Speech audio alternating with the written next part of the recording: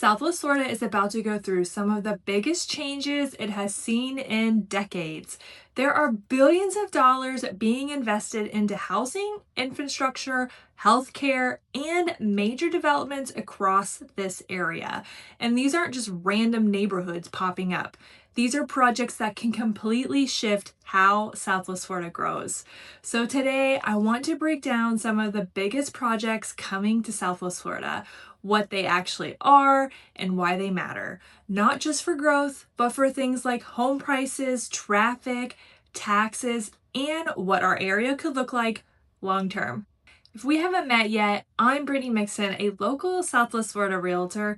I live here, I work here full time, raise my family here, and I spend a lot of time paying attention to how this area is growing and changing.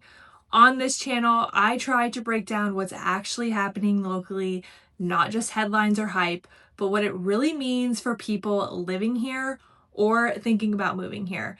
And something you will always get is 100% honesty and my own opinions. And the bonus for today, if you stick around long enough towards the end of the video, I will share how I got this big scratch on my face and why I have makeup covering bruises. So let's jump into it.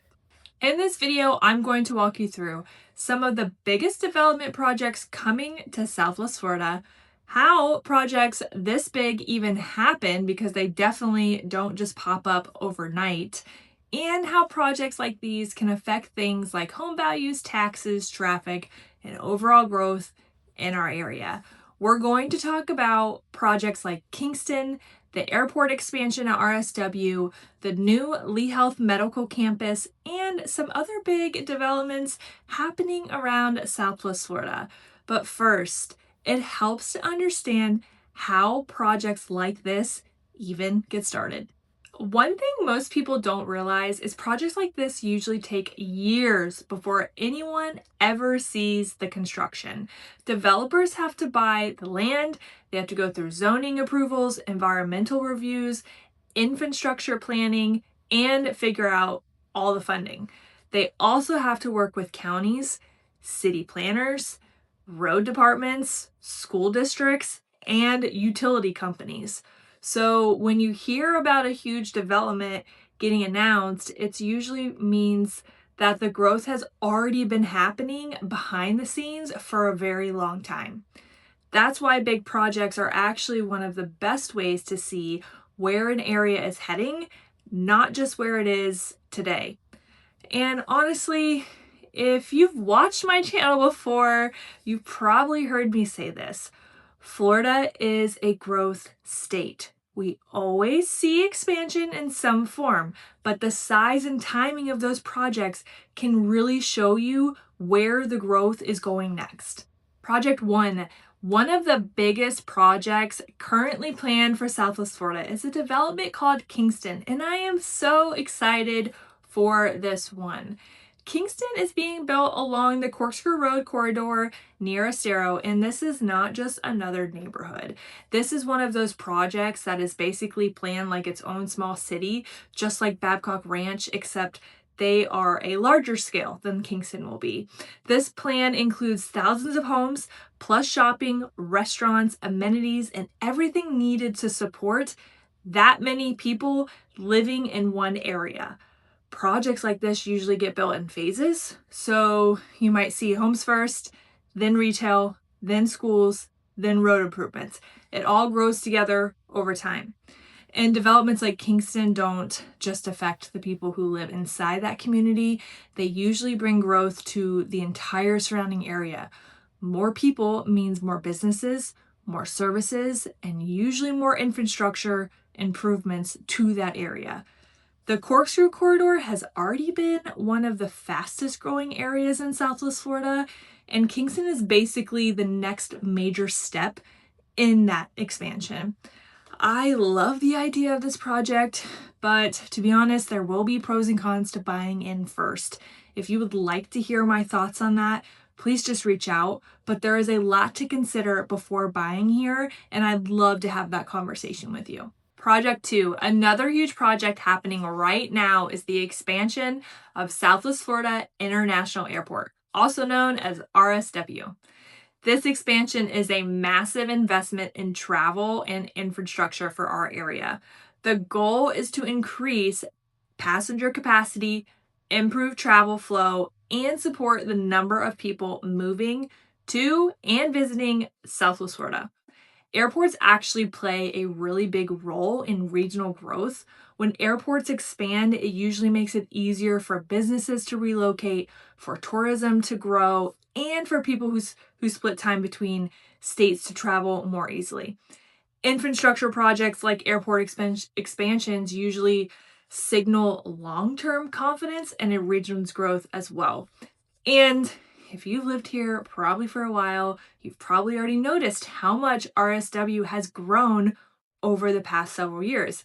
And this expansion is continuing that trend.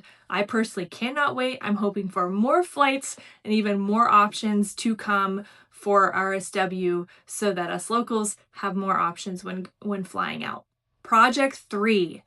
Another major development happening is the new Lee Health Medical Campus and hospital expansion. Healthcare growth is actually a huge part of population growth. Hospitals and medical campuses bring jobs, specialists, and support services to an area, which helps support long-term community growth in general. Expanded healthcare also makes an area more attractive to people moving here full-time, especially families and retirees who want access to strong medical services nearby. This is a new location that will definitely give them that option. Projects like this usually bring additional development around them too. Things like medical offices, retail, and service businesses that support the actual hospital system. This Lee Health expansion is expected to play a big role in supporting the growth population across Southwest Florida. But my personal opinion, they are actually building a smaller hospital than they already have now, and they're building it in a more high-trafficked area. I feel like they will end up expanding one day or adding another hospital because we need the medical and area. We need that here, but what they're building, I guess I'm just kind of wondering how it's going to work because it's an even busier area. Now, it's definitely in a better location. I agree with where they're building it, but it's supposed to have less beds than what they have now. And so I'm very curious to see how that plays out.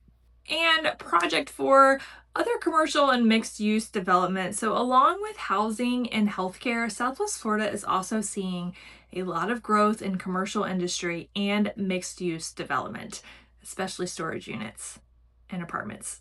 That's, if you live here, you see it all the time. Mixed use developments are communities that combine housing, shopping, dining, and office space all in one area.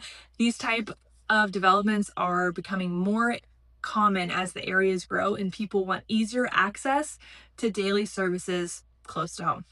Industrial and logistics facilities are expanding too, which helps bring jobs and support local businesses' growth. And I do agree that we need more jobs here.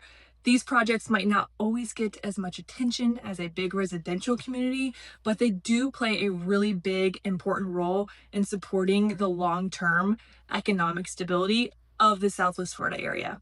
I just wanted to take a second to talk about my own personal opinion on some of these developments. So I personally feel like, and I want to explain like why these developments like Kingston are starting to become more popular.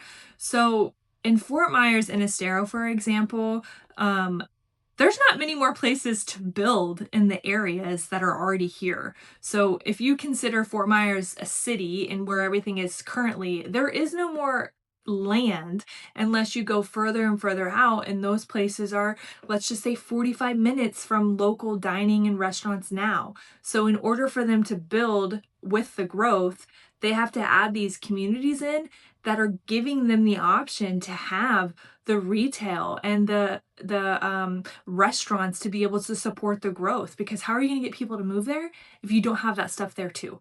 And obviously, as those things grow and you bring in places like Kingston and you add the retail in that community, other businesses are going to follow because the people living in those communities are consumers and they will need places to go as well. So that's kind of the idea now, is because where they're building at is so off the map compared to where everything else is in Fort Myers or Estero.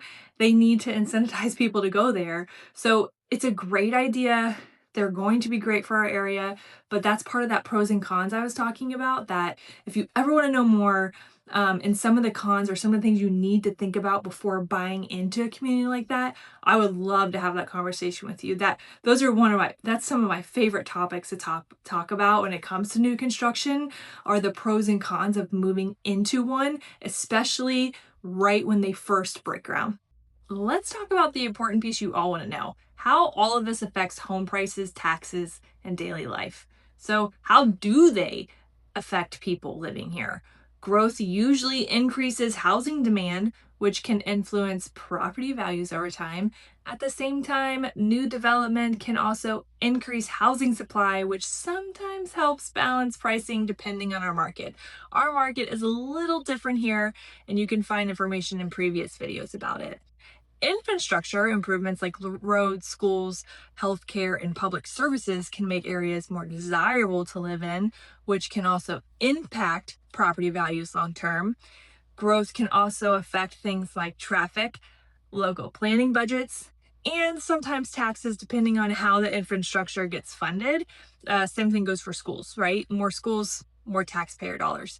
One important thing to remember is that these changes usually happen gradually.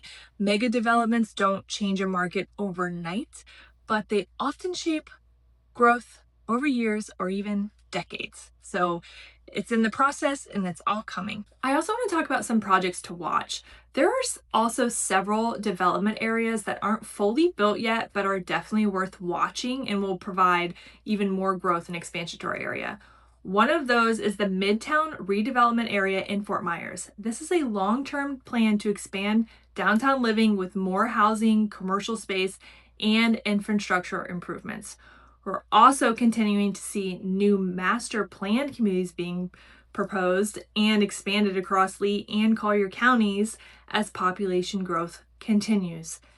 And we're seeing more mixed-use developments being planned throughout Southwest Florida, which could change how communities are built in the future. Development usually happens in waves, and some projects are already under construction, while others are still in early planning but could shape the next phase of our growth. Southwest Florida has always been known for lifestyle, beaches, weather, and seasonal living. But what we're seeing now is more long-term infrastructure growth supporting full-time residents. So job expansion and year-round community development. That combination of lifestyle and infrastructure is one of the biggest reasons Southwest Florida continues to grow. Southwest Florida is going through one of its biggest development cycles in decades. Projects like Kingston, the RSW expansion, Lee Health's growth, and expanding commercial infrastructure are going to shape how this region grows for many years to come. Understanding these projects helps you understand not just what Southwest Florida looks like today, but where it's also heading. If you want to stay updated on the growth, development, and real estate trends happening across Southwest Florida, make sure to subscribe for future videos. All right, if you stuck around long enough, I told you I would tell you about my face. So I have, if you can see, like, my nose has this huge scrape on it, and there's some makeup on my face so you can't see it all, but it's all red and it has all this scraping, and then my chin had it, and I actually have like bruising under my eyes here. I did not break my nose, but I love going around to local businesses in the area, especially if they are new, and I love videoing them. I share them on my Instagram, my Facebook for locals, because I believe in telling people what there is to do here, and I love supporting small businesses. Okay, so I got this as a result of filming content. There is a new place here that just opened up, and it's an indoor slide park. I had been there a few times before, okay, and they invited us back for their friends and family night before they opened. And I had been down plenty of the slides, okay? And I went down this slide and I airborned. And that's okay. But when I airborne and I came down, my face hit my ring finger at such a force that my ring went into my nose, like up my chin into my nose, and obviously scraped all this, and I was just bleeding in this place. And then the next, later that night, I was super swollen, and I have the bruises now, but it was swollen. The swelling's gone down. But yeah, that's what happened. So it's a really cool place. I just had my ring on. It was literally the craziest thing.